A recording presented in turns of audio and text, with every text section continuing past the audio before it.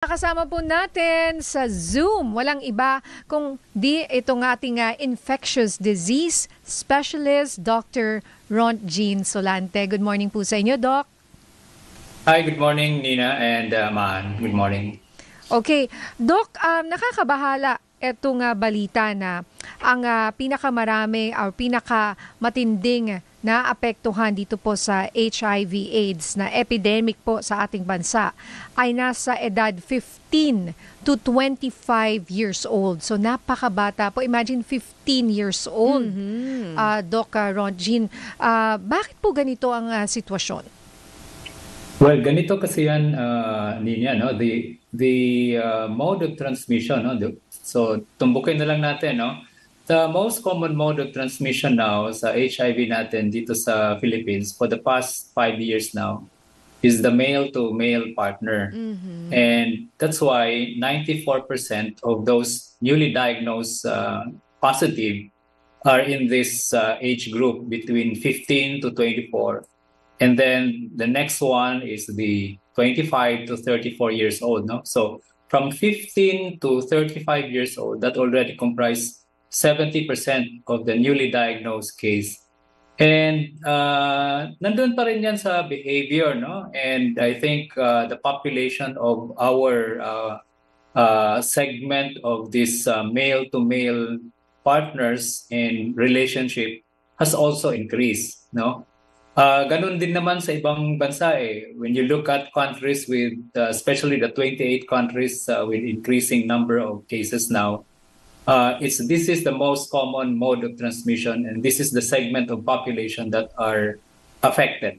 Yung Doc, yung 500% na itinaas, anong year ito, Doc? At pinakamataas nga ba ang Pilipinas sa Western Pacific region? Well, that is a cumulative increase in the number of cases, no? That is trending from 2023 up to 2025. So nung nakita na, kasi alam naman natin nung pandemic, hindi tayo nakakuha din ng magandang datos sa pandemic, no? But from 2023 to 2025, doon nakikita ang increase in the... Kung bubuuhin ko yung kwento dito, initially during the 2023, nag-average lang tayo ng mga 1,400 in a month. So that is like 50 to 55 cases a day. Now, 2025, ang average na cases in a month is 1,700 plus, no? So that is also equivalent to 61 number of cases a day. So that's something na talagang very alarming. 61 cases a day lang. Hindi pa natin alam kung sino pa yung hindi na-test.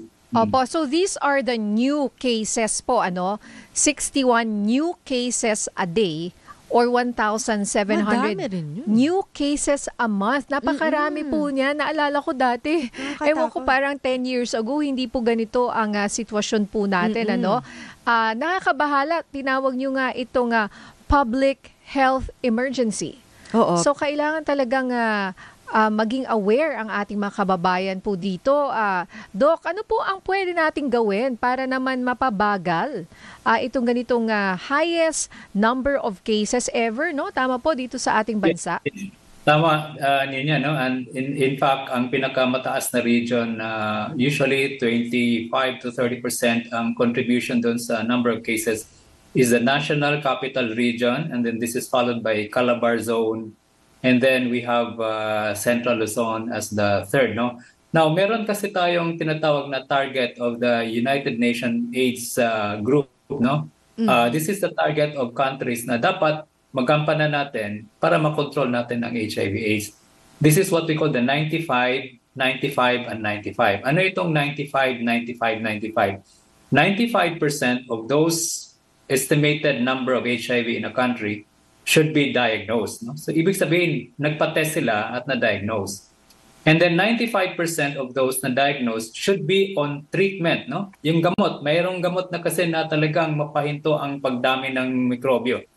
And then 95%, yung pangatlong 95%, should be virally suppressed. Ibig sabihin, yung mikrobyo, zero. No? So posible yan maging zero. That means pag nag-zero na ang mikrobyo mo sa katawan because of the treatment, hindi ka na makakahawa. And that's, I think, one of the most important intervention na palaguin natin ng Philippines. No? Because as of now, kung titingnan natin yung data natin, only 59% na dapat matest know their status as HIV positive. No? And only 55% out of those who are on treatment na zero ang viral load or zero ang microbio sa katawan. So that only means there are still people who know their status, na positive sila, and yet they are transmitting the infection. Medyo nakakabahala po yan ha. Oo. Walang pakundangan. Kumbaga, iniisip mo lang sarili mo. I mean, imagine, alam mong nakakahawa ka, and yet, di ba, you Tuloy do ka pa. things Oo. na pwede kang makahawa. Yun yung mahirap eh. Sige, medyo yung hindi nakakaalam, di ba? Parang hindi naman niya alam. Pero yung nakakaalam, tapos ganyan po sila. Bakit po? Baka kulang lang po siguro tayo ng pag-reach out sa kanila, Oo. or hindi natin alam kung o hindi nila alam paano ma-lessen yung kanilang viral load, or hindi nila alam na pwede pala yun. Actually, Nina, no, every time they go to there are a lot of government treatment hubs, no. Ang tawag namin yan HIV treatment hub, para to make it very accessible sa mga positive.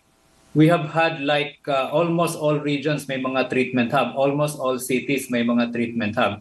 Alam nila, pero the problem is the really loss to follow-up, no? Like 30 to 40% ang range ng loss to follow-up. Ibig sabihin, na alam na nilang meron sila, nag-start na silang mag-inom, hininto nila, hindi tumuloy, no? So there are many factors that are very important here. Like, I think one important factor is still the stigma.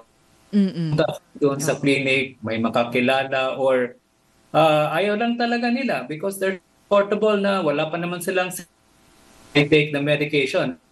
Yun nga, kalasan nila pag pupunta na sa hospital, talagang severe na. Pero eto naman ang tanong ko. Doc, kasi kung titignan mo, 15 to 25 years old ay millennials to and Gen Z. Anong meron ngayon? Bakit mataas? Ano ba to? Social media? Yung sex education naman sa eskwela, binibigay yan eh. So hindi ba sapat yun, Doc, yung information campaign natin? Yun na nga, hindi ba sapat yung mga ganon nating hakbang para mapigilan ng HIV? I think, kung dagdagan ko lang, no, hindi lang 15 years old ang problema. In fact, ang problema natin yung less than 15 years old, because the less than 15 years old from 2020 to 2025, yung nag-positive are like 586, no? There's really an increase in the number, no? 129% increase in the number of the less than 15. You can imagine, less than 15 years old already may going 12 years old pa eh. Yes, Grabe. no, yung mga ganun. So I think it should start in the family, no? Yung parents should be doing the diligence to how to educate their children on what is safe sex, no? Siguro din ang kultura na rin na siguro na we have this mga social media, mga app, no? You can just meet up with any guy and that's it, no? That's something that really is the trigger of all of this. Yun nauso din, Doc, yung mga dating app, ha? Yung mga swipe left, swipe right. Hindi lang isa yan. Well, actually, hindi naman masama. May mga kakilala naman ako na nagkatuluyan na successful po dahil dyan sa dating app na pero yan. kasi, ewan ko lang, pero ako ay sa Iba naman yung ibang purpose mo. Talagang yon. Lalo Yun na na kung sabi nga ni Doc ay same, minsan but sa that's same the sex. reality po eh. Kailangan nating i-acknowledge. The fact is that men, MSM, di ba? Men and, di ba? Pwede ko pa sabihin ng 12 noon. That's really the reality. Men having sex with men. Sila yung pinakamarami na ganitong bilang po na nagkakaroon ng HIV/AIDS. So sana mas po sila, mas aware at lalo na pagdating po sa proteksyon. Ano po ba ang advice nyo sa kanila? Kasi minsan natanggap nga rin po akong text, kunyari po siya, sabi niya ang feeling niya meron siyang HIV/AIDS pero Nako. nahihiya siya at hindi raw niya alam kung saan siya pupunta. Yung So, meron stigma pa rin hanggang kasi ngayon ganun. na Baka- yun ang Oo. yung sinisikap, no? Oo. Ng ating pamahalaan, ng ating sa health sector na mawala din. Doc. Yeah, tama ka kanina, no? Malaki talaga ang factor ng stigma. And in fact, if you look at this age group, no? Hindi nila alam yun, ano nangyayari sa kanila, no? We have a lot of these patients na akala nila ang HIV, okay lang yun, magka-HIV. And then when you talk about medications, the first few days, first few visit, okay lang. But siguro hindi nagsisink in pa no? So I think it has to be, we need to remind them, no? If they had mga high-risk behavior, they need to be tested so that they will know their status. And there are a lot of these treatment hubs that can really help them, no? So wag silang mag-alala kasi merong gamot, merong tutulong sa kanila anytime and they can still live a normal life. Hindi na yan taning ng buhay ang HIV. A lot of people who are on medications live a normal life and the normal life year span. And Eto. they can still do things that they want. Kumbaga, if they have a partner, what if may partner po sila and then may HIV/AIDS po sila? Yun ang gusto kong tanungin kay Doc. Kasi sa totoo lang, Doc, 'di ba, may masaklap na mga pangyayari na inosente syempre yung asawa pero ang hindi niya alam may sideline. I mean, alam mo na, 'di ba? May ganong cases. May ganong cases na nahawahan patuloy yung mismong asawa o kahit Yung girlfriend pa partner. lang. Kung may partner pa ka lang. or boyfriend ka, di ba? Hindi mo alam din kasi nangyayari doon sa ano mo, sa girlfriend, boyfriend, di ba? Yes. Yes, that's always Anong gagawin, Doc? usually halimbawa, pwede ka ba kung hindi ka sure, pwede ka ba magpa-test? magpa-test ka. Pero ang problema dyan, kung alam niya itong partner, pero hindi alam niya yung partner niya, paano niya sasabihin? I mean, meron siyang na ibang partner, nahawaan siya, nag-positive siya, tapos meron siyang regular partner, hindi na alam ng regular partner na positive siya, pero they still have parang relationship. Ang critical doon, paano mo sasabihin doon sa partner mo na positive ka? Magpa-test ba yung partner mo? Matatakot ba yon? May mga ganong stigma na we have to address that also based on the counseling, no? Kasi importante na yung partner na hindi alam niya na yung partner pala niya positive should also know his status or her status para naman in fairness magamot at hindi siya mamamatay. Opo, pero pwede pong hindi makahawa. I mean, kunyari, alam nung partner na meron nga siyang HIV tapos yung partner niya wala. What are the measures to ensure na hindi niya mahahawaan yung partner niya? Sabihin natin, positibo po siya sa HIV. Okay, number one, first is that the partner that is positive should be on treatment para yung virus niya sa katawan should be zero. Once your virus is zero, you cannot anymore transmit the infection, no? Now, in the event na hindi niya alam na hindi pa siya nag-zero, may contact na siya doon sa partner, yung partner niya should also be tested para naman while the positive is taking the medication na hindi pa siya nag-zero, they should refrain doing intimate contact. Or do you suggest also yung prophylaxis Yun. dun sa partner? Sa mga hindi makapagpigil. I mean, Just to lessen the wala risk. mang partner or gusto Oo. lang multiple partner o yun lang talaga ang gusto. Yun ang lifestyle niya. Lifestyle Oo. niya yun. Ano yung pwedeng gawin, Doc, yung prophylaxis na sinasabi ni Maring Ninya? Yeah, correct. No, meron na tayong gano'n, no? Ang tawag niyan pre-exposure prophylaxis. So, these are medications just like the treatment na binibigay doon sa mga negative, and when they want to engage in contacts with anyone para lang maprotektahan sila, they have to take that prophylaxis, no? Habang when they will be doing mga high risk mga contact. Libre po ba yan sa ating mga hubs, sa HIV hubs na sinasabi nyo, Doc? Yes. These are free in some selected treatment hubs, no? So it's just a matter of really reaching out to the treatment hub because ang in-offer ngayon ng treatment hub, hindi lang treatment doon sa positive, but also the pre-exposure prophylaxis that are also available and can be accessed. Ano And, to? oo. Daily ba to? O yung tuwing Injection ba gagawin to? mo lang? Paano ba yon? Yung nga, efficacy niyan kung gaano katagal, Doc? Meron tayong dalawang regimen yan, Nina, no? What we call the event-driven. Ibig sabihin, event-driven, 48 hours bago ka sumabak doon sa intimate contact mo, mag-inom ka ng gamot, and then you'll take that for 3 days, and then 1 day after the event, mag-take ka pa rin. So that's event-driven. Oo. Meron din tayong like 3 months, 6 months, iniinom yan because they don't know kung kailan mangyayari yung ganun. So they take that every 3 to 6 months. Tuloy-tuloy yan every day. And they have to be tested also regularly, no? Kasi para naman masigurado na negative pa sila while taking the medication. Ano yun, pill? Parang iinumin mo a day, once a O day? injection. Pill yan. That's a tablet. Okay. Pero eto malinaw lang, Doc. Parang vitamin, ano? Oo, parang ganun. Supplement. Hindi, eto, Doc. So, hindi ito epektibo sa mga mga venereal diseases o sexually transmitted diseases. Para sa HIV lang ito. Yes, para lang sa HIV. Tama ka, no? So, meron din tayong tinatawag na pre-exposure prophylaxis sa mga STD, no? So, meron din ganun. Pero itong mga antiretroviral na for PrEP, no? Pre-exposure prophylaxis, mainly for the HIV, and you cannot be protected against mga other sexually transmitted infection. So, meron pa rin palang prophylaxis for that, yung mga STD, Doc.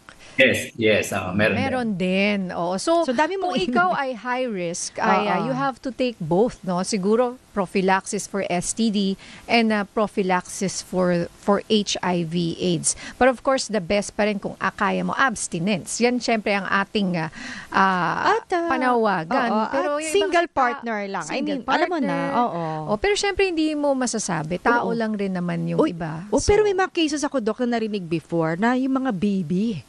Tama ba yun? Nagkaka-HIV Kapag AIDS, oo. yung nanay ay nagkaroon ng HIV, yun ba ay maipapasa doon sa baby sa kanyang sinapupunan? Yes, tumaas na rin yung mga pregnant, no? May mga data na rin ang Department of Health na may mga pregnant tayo kasi kasama na kasi ngayon sa screening ang HIV sa mga buntis, no? Ibig sabihin pag buntis ka, you'll offer the screening for HIV. Kaya doon natin nalalaman na positive pala sila. So, there is also a treatment for that. While binubuntis nila yung baby, there is also a prophylaxis for that para naman hindi mahawaan yung baby habang binubuntis ng mother. Oh, buti naman. Yeah, pwede naman. Actually, may na-cover akong ganyan, Mare, dati. So, finalo namin yung journey niya. Kumbaga, naging open yung babae na yon. And then, kasi gusto nga niya na, kumbaga, ay maging aware yung mga kababayan natin at hindi mangyari yung nangyari sa kanya. So, ibig sabihin, asawa niya nagbigay? Ay, hindi ako sure. kasi- Hindi ata. Oo, talaga? Oo, kasi, Anyway, ibang storya yun ng kanyang personal na buhay. Yes. Pero open siya. And then, I think she worked in the sex industry. So, sabihin na natin ganon. So, yun talaga yung work niya. Nabuntis siya. And then, nagkaroon siya ng HIV. And then, para hindi maipasa sa anak, parang sinundan namin yung journey. And then, pwede naman. Oo, so, meron siyang medication para hindi mahawa yung baby.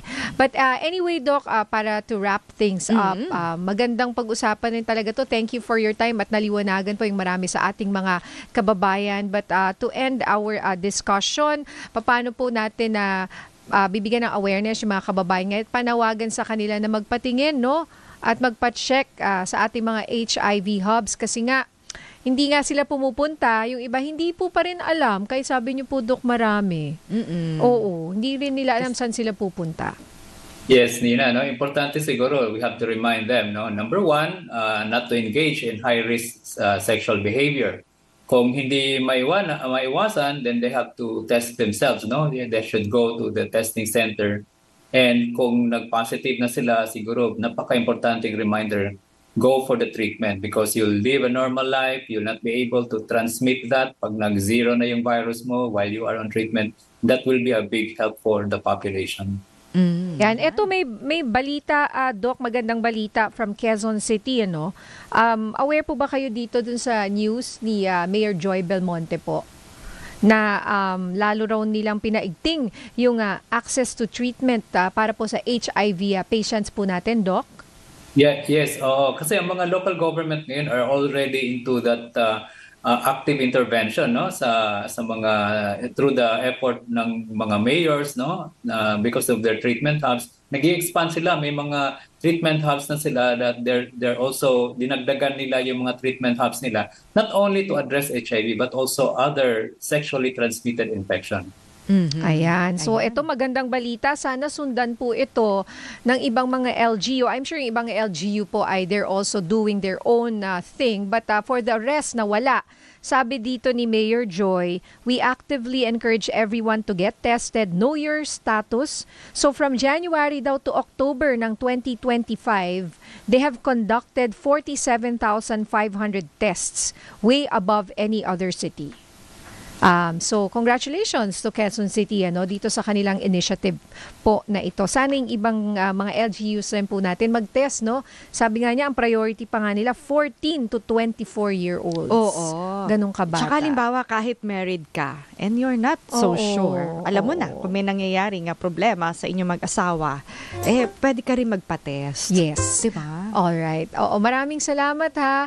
Dr. Ron Jean Solante, thank you po for being our Dr. Serbisyo.